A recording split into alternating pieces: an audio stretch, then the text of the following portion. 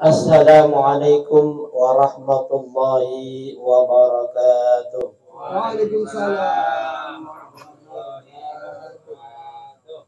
Bismillahirrahmanirrahim. Alhamdulillahil fatih lima ughliqa wal khatim lima sabaq wan nasiril haq bil haq wal hadi ila siratikal mustaqim wa ala alihi wa sahbihi haqqa qadrihi wa miqdarihil azim. Allahumma akhrijna min dhulumatil wahmi wa akrim bi nuril fahmi wa ta'alaina bi ma'rifatil ilmi wa ahsin ahlakana bil ilmi wa sahil lana abwaba fadlik wa ansur alaina min hazani rahmatika ya arhamar rahimin walhamdulillahi rabbil alamin.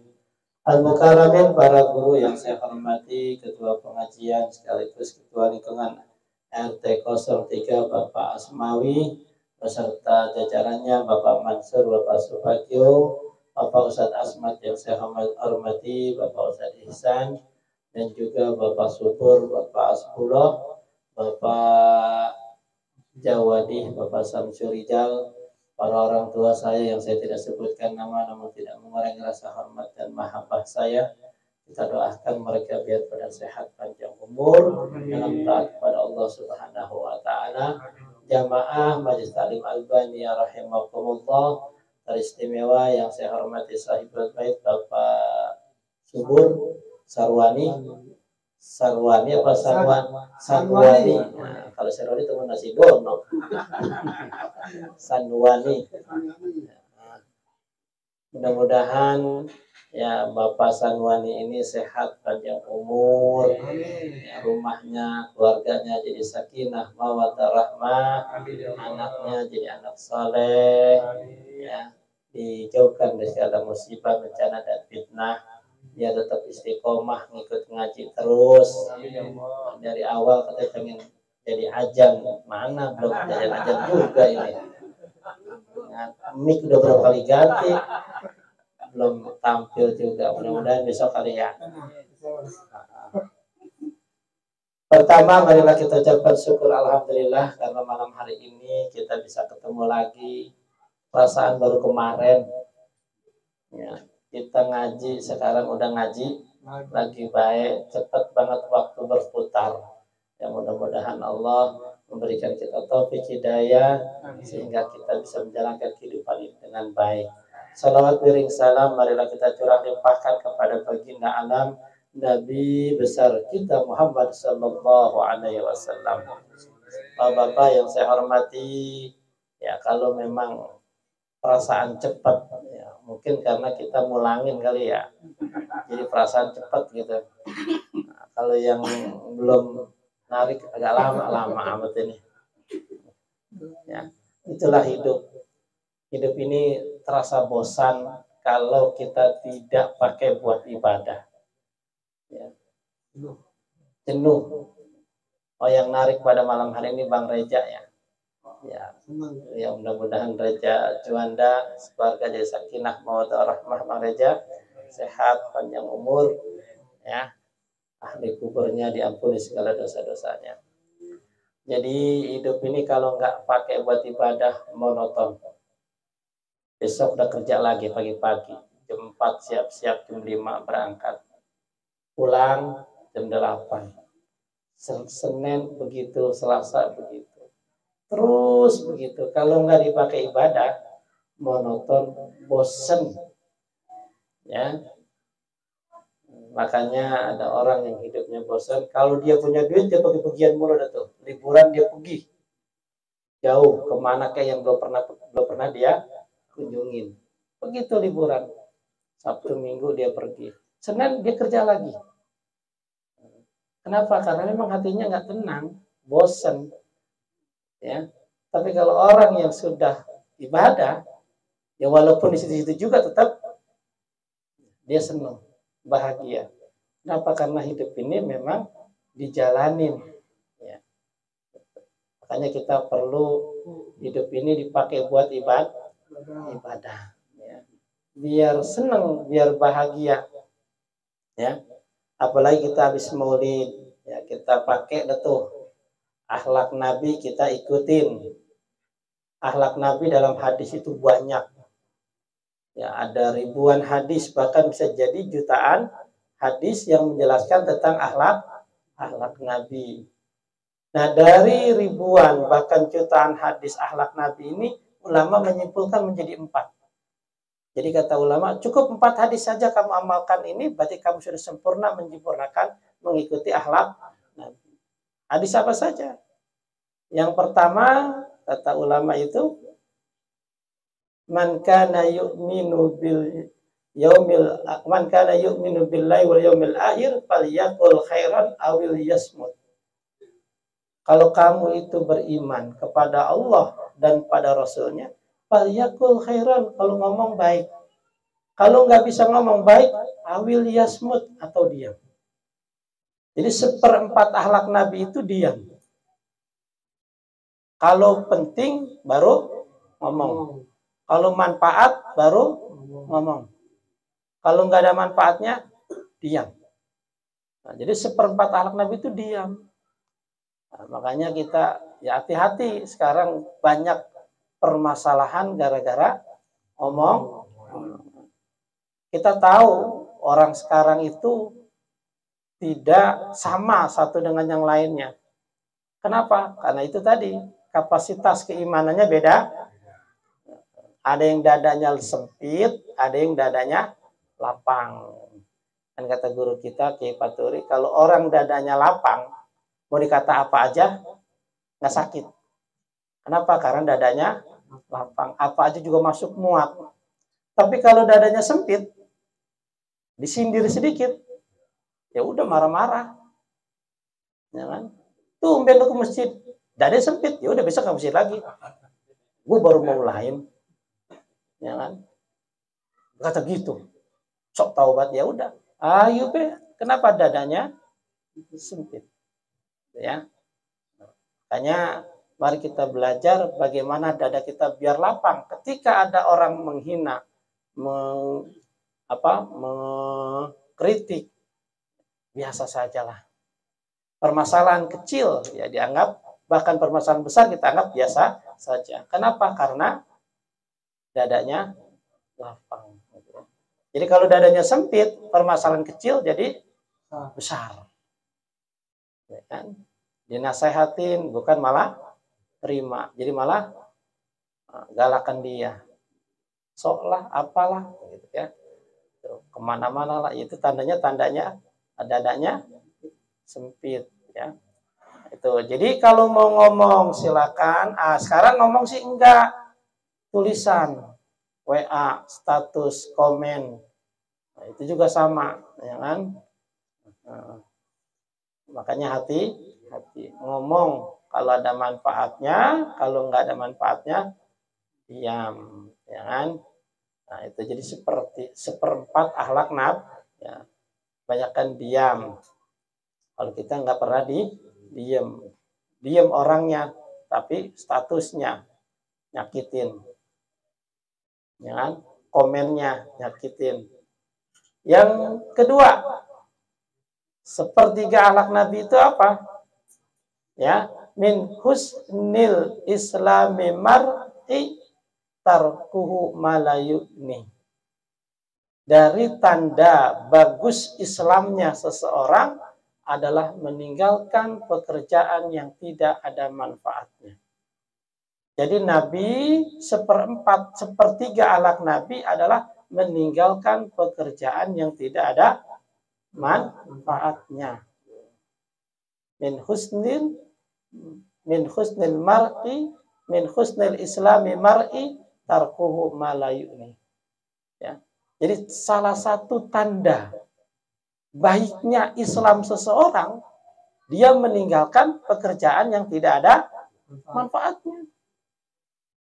Jadi kalau nggak ada manfaatnya, jangan kerjakan. Boleh dikerjakan, tapi jangan terlalu lama atau bersering-sering. Jangan berlebihan. Ini nafsu nih biasanya nih. Yang ngikutin nafsu. Kalau ngikutin nafsu mah ya sudah. Nggak ada manfaatnya. Cuman muasin nafsu doang. Ya kan? Ngobrol sampai pagi. Ya apa manfaatnya? akhirnya subuhnya lewat, boros-boros kesiangan kayak sholat. Nah, berarti kan itu mengerjakan sesuatu yang tidak ada manfaatnya. Nabi enggak. Nabi meninggalkan sesuatu pekerjaan yang tidak ada manfaatnya. Jadi gitu, ya. Silakan kalau ada manfaatnya, ya main HP. Sekarang memang susah sih ya. Dulu setan kita jauhin, sekarang setan malah kita pegang. Ya kan? Nah, justru kita nggak mau jauh dari setan, kita pegangin terus. Ya kan? Kalau ngantuk banget nih, tetap HP kita pegangin ya. Tapi kalau ngaji ngantuk dikit, ngantuk banget ngaji. Capek. Tapi kita capek bagaimanapun, HP kita pegang. Ya, padahal mata udah ngeriep-ngeriep HP jatuh. Ya kan?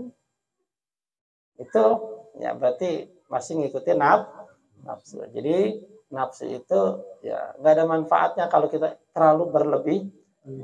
Jadi sepertiga akhlak Nabi adalah meninggalkan pekerjaan yang tidak ada manfaatnya. Yang ketiga, sepertiga akhlak Nabi adalah tidak marah-marah. Inna rajulan qala lin Nabi sallallahu alaihi wasallam, ya. Qala ausani qala la taghdab. Datang laki-laki kepada Nabi, ya Nabi kasih saya wasiat apa? Apa kata Nabi? La taghdab, jangan marah. Faraddada mirara, diulang lagi, apalagi jangan marah. Jadi sepertiga akhlak Nabi adalah nggak pernah marah. Ya, pernah Bapak dengar melihat sejarah Nabi marah? Nggak ada. Jadi sepertiga akhlak Nabi nggak marah. Nabi dihina, dikatain, diancam mau dibunuh, bahkan ditangkap, mau dibunuh. Nabi marah? Tidak. Mengeluarkan kata kasar? Tidak. Membalas apalagi? Artinya bukan kita 100% harus niru, paling enggak, ya jangan dikit-dikit marah, dikit-dikit kesel. Permasalahan kecil, marahnya sampai sebulan. Ya kan? Begitu ngajak-ngajak lagi. Ya kan? Jadi, la taghdab. Jangan marah. Marah. Ya. Dan yang terakhir, sepertiga akhlak Nabi adalah ya, la yu'minu ahadukum hatta yuhibba lin akhihi ma yuhibbu li nafsihi. Ya, tidak dikatakan beriman seseorang itu sampai dia mencintai saudaranya seperti mencintai dirinya sendiri. Nah, ini sepertiga akhlak Nabi ini. Ya. Jadi Nabi itu sangat mencintai orang lain seperti mencintai dirinya sendiri. Gitu. Kita sama sendiri aja nggak cinta. Mana buktinya? Coba. Anggota badan kita ini kan butuh ada haknya. Mata ada hak dan kewajibannya kan? Apa hak mata? Ibadah. Ngaji, baca Quran, tangan. Tapi kita tidak pakai itu. Namanya jolim pada diri sendiri. Kaki kan butuh haknya. Apa? Ke masjid, ke majlis taklim. Kita nggak pakai, berarti kita sudah jolim kepada anggota badan kita sendiri. Ya. Nah, maka sayangi diri kita, orang lain seperti kita menyayangi diri kita. Nah, itu seperti akhlak Nabi. Ya. Nah, itu jadi belajar dari Nabi, walaupun kita tidak 100%, ya kita mencoba untuk 80%. Tidak 80%, ya 70%. Tidak 70, 50%. Ya. Jadi jangan sampai kagak, nggak banget ya sayang. Kalau ada orang ya tidak ibadah, kita kesian kasih tahu. Namanya kita sayang. Lu kemana baik nggak ke masjid, ya kan? Nah, emang lu mau nungguin apa ke masjid, kan? Nungguin tua. Kita kalau udah tua sakit, baru dah Kalau kita dibilangin, nah kita introspeksi. Iya ya, alhamdulillah masih ada yang bilangin. Jangan marah, gitu ya. Nggak baik begitu hidup tetangga, jangan punya anak perawan, misalnya nyimpen anak cowok orang mana-mana nggak baik, malu sama orang, ya. Jangan disuruh nginep, pulang, ya. Kita punya anak cowok, bawa anak perempuan orang mulu kasih tahu, gak enak sama orang, malu, gitu ya. Nah, namanya kita sayang sama orang, kita kasih, dan yang dikasih tahu juga berterima kasih, namanya diingat. Kenapa? Karena sayang, ya. Jadi jangan dibiarkan, gitu ya. Nah, itu hikmah daripada peringatan Maulid. Ya, yang kita harapkan adalah meniru akhlak Nabi. Jadi dari ribuan bahkan jutaan hadis akhlak Nabi ya tadi disimpulkan menjadi 4. Yang pertama, Nabi tidak berbicara kecuali yang bermanfaat. Kedua, Nabi tidak mengerjakan sesuatu yang tidak bermanfaat. Yang ketiga, Nabi nggak pernah marah. Dan yang keempat, Nabi mencintai orang lain. Nah, udah cuma segitu doang tuh dari ribuan hadis tentang akhlak, gitu ya. Nah, sekarang kita lanjutin lagi tuh tentang fikih yang kemarin tentang sunnah dalam sholat, ya. Bismillahirrahmanirrahim. Qala al-mu'allif rahimakumullah wa nafa'ana bi ulumihi wa barakatihi. Amin. Nah, kemarin kita sudah membahas tentang sunnah salat, ya, baru masuk beberapa. Nah, sebelumnya kita sudah bahas tentang rukun salat. Rukun salat ada 13. Yang terakhir kemarin apa? Ayo, yang tahu boleh pulang. Nggak dapat kue berarti. Ya, yang terakhir adalah tartib, berurutan dari awal sampai akhir. Tapi masalahnya masalah rukun. Kalau masalah sunnah tidak apa-apa, ya kan? Jadi yang ke-13 itu harus tartib, ya. Tartib itu berurutan dari awal. Yang pertama dari niat, takbiratul ihram, berdiri, membaca Fatihah, tasahud, ya. Itu. Sekarang bagaimana kalau kita seling dengan yang sunnah?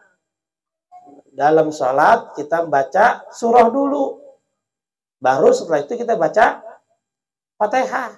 Nah, habis doa iftitah kita bacanya surah. Habis surah baru baca Fatihah. Iqtada biha, ulang lagi, balik lagi. Kita baca Fatihah lagi. Jangan baru baca surah. Ya. Kenapa? Karena Fatihah itu rukun. Harus diutamakan. Ya. Fa in ta'ammada tarkuhu ka'an sajjada qabla rukuhi batalat salatuhu. Ya, jadi kalau kita menyusunnya masalah rukun, ya, kalau yang tadi kan sunnah sama rukun, nggak ngapa-ngapa, nggak batal sholatnya. Kita baca surah dulu, baca Fatihah, nah, kita ulang lagi aja, baca Fatihah lagi. Tapi kalau rukun sama rukun, batal. Kita sholat, jangan Allahu Akbar, baca Fatihah, terus baca surah. Seharusnya kita ruku. Dia nggak ruku, langsung sujud, sengaja, batalat. Sholatnya batal. Kenapa? Karena tidak mengikuti susunan. Dan dia sengaja lagi. Ya, maka sholatnya menjadi batal. Nah, sekarang bagaimana insaha kalau dia lupa, gitu ya. Kalau tadi kan sengaja, sekarang dia lupa. Dia habis baca Fatihah, baca surah, harusnya kan ruku, dia malah sujud. Lupa nih. Gimana tuh? Harus bagaimana? Fama ba'dal matruk lagwin.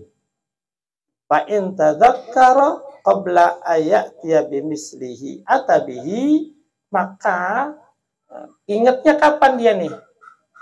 Kita ingatnya kapan nih? Ketika kita lagi ruku, apalagi sujud, atau lagi duduk di antara dua sujud, ingatnya nih. Kalau ingatnya masih di rakaat itu, ya misalkan kita ingatnya di rakaat kedua, ya lagi berdiri Allahu Akbar, perasaan tadi belum itidal, ya, belum ruku, kayaknya langsung sujud. Maka rakaat pertama nggak dihitung. Rakaat pertama tidak berarti kita sedang berdiri, sekarang sedang melaksanakan rakaat pertama. Nah, gitu ya. Jadi kalau ingatnya pas lagi mau berdiri, mau melaksanakan rakaat kedua, maka rakaat yang telah kita lakukan tadi itu tidak dianggap. Kenapa? Karena tidak ada rukunya. Nah, berarti sekarang kita sedang berdiri, berarti sedang melaksanakan rakaat pertama. Gitu, ya. Jadi lagwi nggak dianggap. Itu ya. Terus, halo. Wa illa tamat bihi rakaatihi, ya. Atau kita ingatnya ya selesai. Kalau kita selesai, ya, misalkan kita ingatnya lagi tahiyat akhir. Ketika tahiyat akhir kita ingat lupa sujud yang kedua.